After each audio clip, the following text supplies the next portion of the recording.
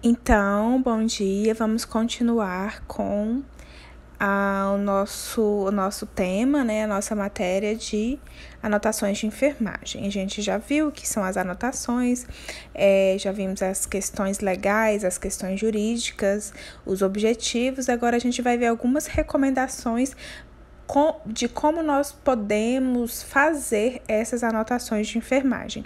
A primeira coisa, essas anotações ela tem que ter todas as identificações do paciente ou dos pacientes, né? Nome completo, nome da mãe, data de nascimento.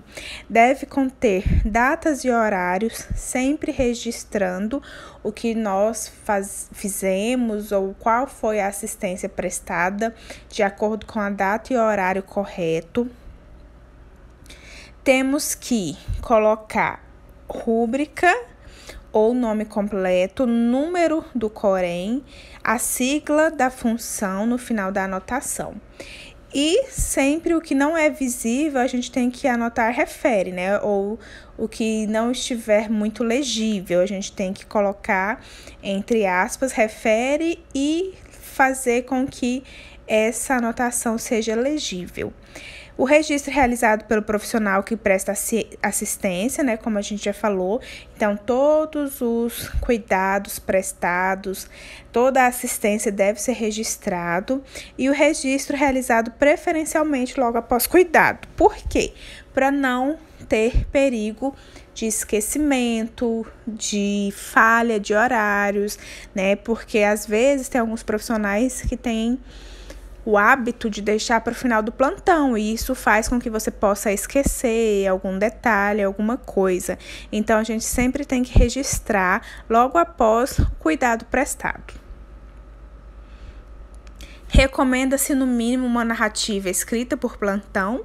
Então, se o paciente tiver o plantão todo estável, sem queixas, não é porque ele não tem queixas, não é porque ele esteja estável que a gente não precisa anotar. Então, a gente tem que fazer pelo menos uma anotação por plantão. Não deixar espaços em branco, não usar corretor de texto, passar um traço entre o final da anotação e a rúbrica. E não pular linhas para outra anotação. Porque se você pular linha, você vai dar margem para outra pessoa colocar alguma coisa ali que não foi realizado. Então, a gente sempre quando tiver erros, nós vamos colocar digo ou sem efeito. Não se pode rasurar, né? Rabiscar, não se pode usar corretivos.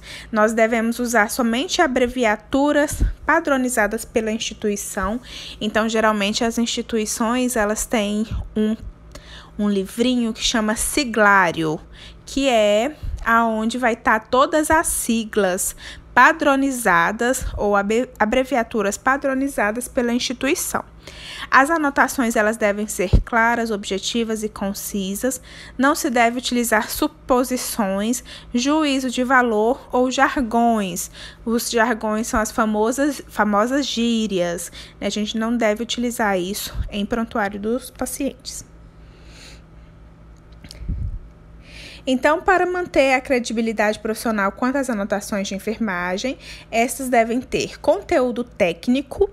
E aí, hoje, eu vou passar para vocês alguns termos técnicos que a gente tem que saber ou que são os mais utilizados para a gente poder fazer essas anotações.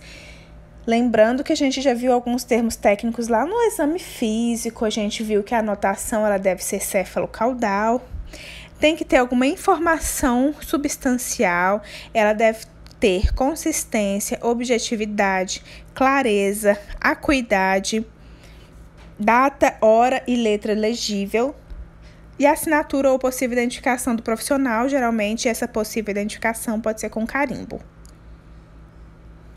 Eventual objeção do paciente a algum cuidado ou medicação deve ser anotada, registrando-se os motivos alegados e recomenda-se mesmo que se transcreva as próprias palavras do paciente. Então, se o paciente ele recusar um cuidado, ele recusar uma medicação, a gente tem que colocar isso no prontuário, porque é o que vai nos respaldar, que a gente foi prestar assistência, mas que o paciente recusou.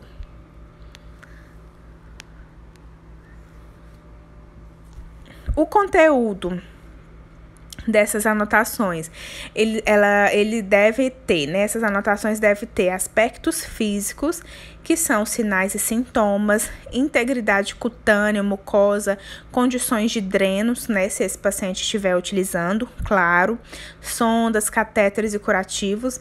Deve ter conteúdo de funções fisiológicas, como está as eliminações, como estão as eliminações desse paciente, como que está a oxigenação, o padrão respiratório, os aspectos psicossociais, se esse paciente está calmo, agitado, choroso, ansioso. Então, tudo isso, todos esses conteúdos devem conter na anotação de enfermagem.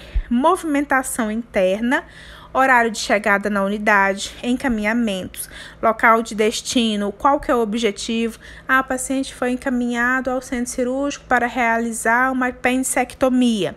Então, a gente tem que colocar horário de saída e retorno, quais foram as ações de enfermagem, então, todos os cuidados prestados, inclusive os procedimentos.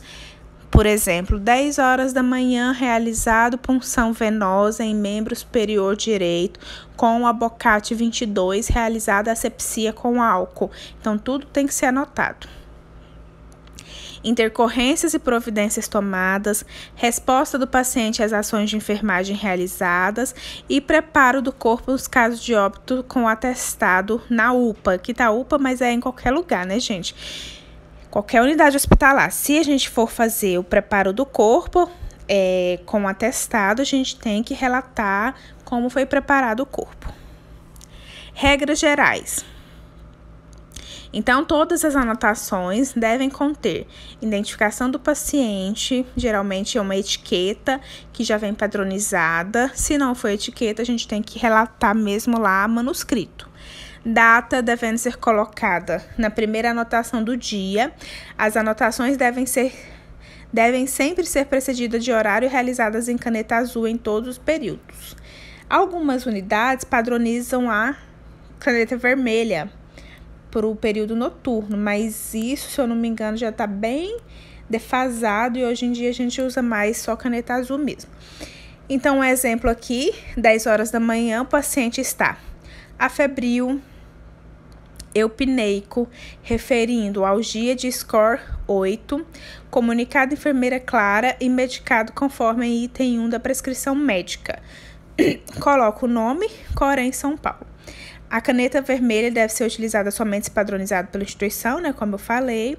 Outro exemplo, 11 horas, apresentou pico febril de 39,2 graus Celsius, sendo colhido 2 pares de hemocultura, medicado conforme item 6 da prescrição médica. Então, isso são exemplos de como nós devemos relatar as intercorrências acontecidas com os nossos pacientes. E aí a gente tem algumas anotações específicas, por exemplo, admissão. Então, sempre na admissão do paciente, quando meu paciente chegar na unidade que eu trabalho, eu preciso anotar. Eu vou anotar no impresso específico da unidade. O que eu vou anotar? O horário que esse paciente chegou, 12h15. Quem veio acompanhado, paciente proveniente do pronto-socorro, acompanhado pela mãe, quais são as condições gerais, se esse paciente veio de cadeira, de rodas, com maca, deambulando, se tem presença de lesões, venóclise, que é a mesma coisa que acesso venoso, tá? Se esse paciente tem órtese e prótese, deve ser anotado para quem que foi entregue, porque isso é muito comum de acontecer, de sumir e a família falar, não entregou. Eu uso dentadura, né? Acontece. Uso prótese dentária, tirei, mas não me entregaram. Isso acontece muito, então a gente tem que anotar o nome da pessoa que a gente entregou. Orientações sobre a unidade, rotina e procedimentos a serem realizados também é importante anotar. Um exemplo de uma anotação de admissão, então aqui, 8 horas, admitido na unidade proveniente da internação em cadeira de roda, acompanhado pela esposa, senhora Lígia, para submeter-se à cirurgia de videoartroscopia, mantendo jejum desde as 22 horas do dia 29/2, orientado quanto ao funcionamento do mobiliário, uso de telefone, sistema de chamada e ao preparo para o procedimento cirúrgico a ser realizado às 14 horas, sendo reforçado o jejum, né? Então, isso daqui é uma anotação de enfermagem de admissão em uma unidade de internação. Ao término de cada anotação, se deve apor o carimbo profissional e rúbrica. No caso de sua falta, deve-se escrever o nome completo, o número do Corém, a sigla e a função, né? A gente já falou sobre isso também em sala de aula, lá no Código de Ética. Exemplo, 12 horas, apresentou melhora do quadro febril, temperatura de 36, então a gente assina, coloca o Corém, né? TE, o técnico de enfermagem. Não utilizar corretivos e evitar rasuras, então isso daqui a gente já falou. Outro exemplo de anotação, apresentou um episódio de êmese, sendo medicado com o item 5 da prescrição médica. Digo, o item 6 e comunicado à enfermeira, né? Então, não era o item 5, era o item 6. A pessoa não foi lá e rasurou. Então, ela colocou o digo e colocou a anotação correta. Em caso de anotação incorreta e extensa, escrever ao lado da anotação sem efeito, registrando na primeira linha subsequente com o horário que a anotação anterior está errada e ou não corresponde àquele paciente. Então, isso é no caso de você errar a anotação no prontuário que era de outro paciente. Exemplo, 10 horas. Primeiro PO é pós-operatório, de prótese total de quadril, afebril, eupineico, referindo ao GIA de score 8. Comunicado enfermeira Lúcia e medicado conforme item 1 da prescrição médica. Aí a pessoa colocou lá, entre parênteses, sem efeito. Por quê?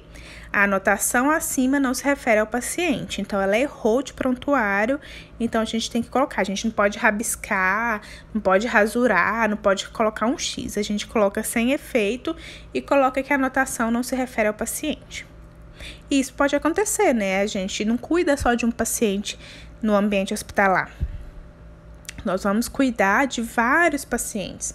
Nós vamos prestar assistência para vários pacientes. Então, é muito importante a gente saber como devemos proceder nesses casos e, claro, ficar atento para que não aconteça. Mas, se acontecer, a gente coloca sem efeito e relata que não é daquele paciente. É uma regra também aqui para anotação de transferência. Então, a gente vai anotar no impresso específico da unidade. O que a gente vai anotar? O tipo de transferência, se médica ou a pedido, né? Então, às vezes, tem paciente que interna em determinado hospital, mas não quer continuar naquele hospital. Então, se ele não quiser continuar, ele vai fazer uma transferência a pedido, né? Então, ele vai pedir para que seja transferido. Vamos anotar horário, médico responsável, condições clínicas do paciente e destino. Então, como que a gente deve... Ai, só beber uma aguinha. Como que a gente deve anotar essa transferência? Exemplo. 16 horas, transferido para unidade de terapia intensiva, após apresentar sinais de choque hipovolêmico em maca, inconsciente, com pressão arterial 70 por 50 milímetros de mercúrio, monitorizado com oxímetro de pulso, frequência cardíaca 98 e saturação 92%. Com catéter de O2 a 3 litros por minuto, por solicitação do Dr. José Paulo, sendo acompanhado pelo mesmo e pela enfermeira da unidade, mantendo acesso venoso em membro superior esquerdo em segundo dia de punção com Ringer. E aí a pessoa coloca o nome, função e o número do Corém. Como que a gente vai anotar uma alta? O que a gente precisa anotar? Se a alta foi alta médica, né? Se foi o médico assistente daquele paciente que deu a alta, ou se foi uma alta também a pedido. O paciente, não quero ficar mais internado, então eu vou pedir alta. O paciente mesmo vai lá, assina um documento se responsabilizando, ele não tem receita na hora de sair, não tem orientações, porque é ele que está pedindo a alta. Então, a gente vai anotar qual foi o tipo de alta, qual foi o horário, quem que é o médico responsável, quais são as condições clínicas do paciente, destino e orientações. Como que a gente vai anotar? Exemplo, 11 horas, saiu de alta hospitalar acompanhado de familiares, em cadeira, consciente, orientado quanto aos cuidados em domicílio, receita médica e entregue exames. É muito importante colocar essa questão também dos exames que foram entregues para o paciente ou para a família, porque acontece depois da alta do paciente, a família vir, eu quero o exame do fulano de tal. Não, mas já foi entregue? Não foi entregue. Então, é muito importante isso. Algumas unidades, eles colocam um caderno de protocolo, que eles entregam esse exame para a família e pedem para assinar, porque depois não tem como a pessoa dizer que não foi entregue esse exame para ela. Óbito, o que a gente deve anotar? No caso de acontecer um óbito, quais foram os cuidados e procedimentos realizados anteriormente? Um exemplo, um atendimento de urgência e emergência em parada cardiorrespiratória. Então, se a gente prestou atendimento de ressuscitação cardiopulmonar, mas esse paciente foi a óbito, a gente tem que relatar. Por exemplo, 10 horas da manhã, paciente apresentou parada cardiorrespiratória, realizado manobra de ressuscitação, infundido adrenalina, feito intubação. Então, a gente precisa relatar tudo que foi feito antes desse óbito.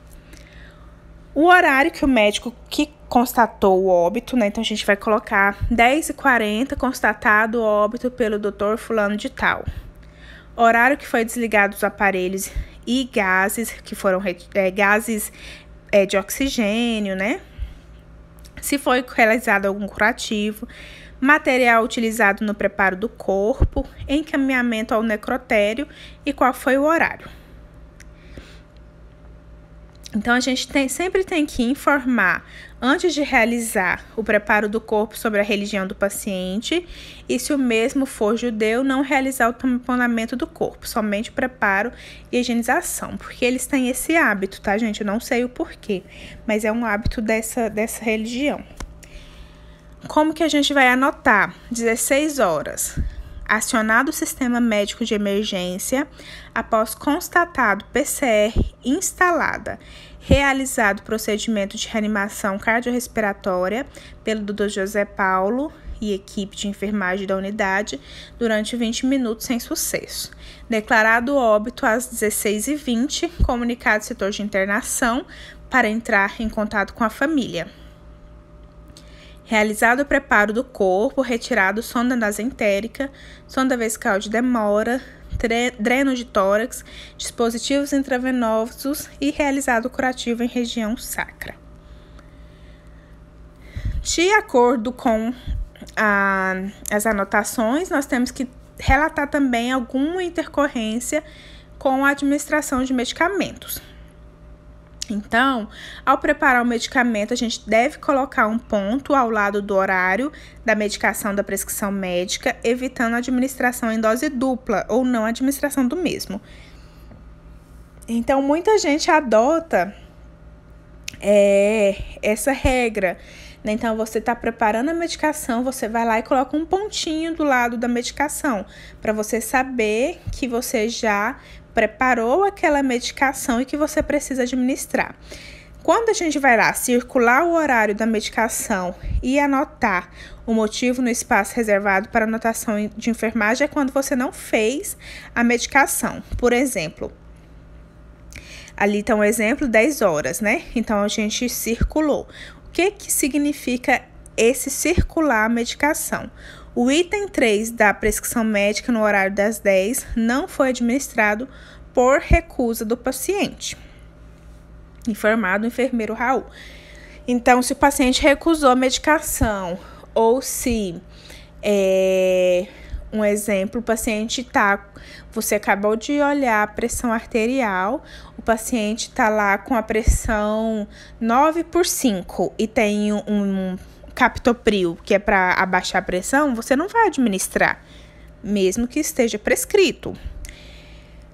Então, você vai bolar, a gente fala que é bolar ou circular, e vai relatar o porquê que não foi realizado. Checar e rubricar o horário do medicamento administrado durante o plantão. Se você realizou a medicação, você vai checar, como tá aqui, ó, esse 10 com esse risquinho significa checar e aqui significa circular. Sempre quando a gente circula é porque não foi realizado por algum motivo e a gente precisa relatar, fazer uma anotação desse motivo. Quando a gente faz, não precisa relatar, tá? Então, é só a intercorrência que a gente vai relatar. E as nossas considerações finais: a ausência e ou a deficiência dos registros comprometem a prática de enfermagem em seus aspectos éticos, legais e da história de enfermagem. Então, a gente sempre tem que relatar toda a assistência que foi prestada ao paciente, porque isso vai garantir uma boa qualidade do cuidado, vai garantir um bom prognóstico do nosso paciente, uma boa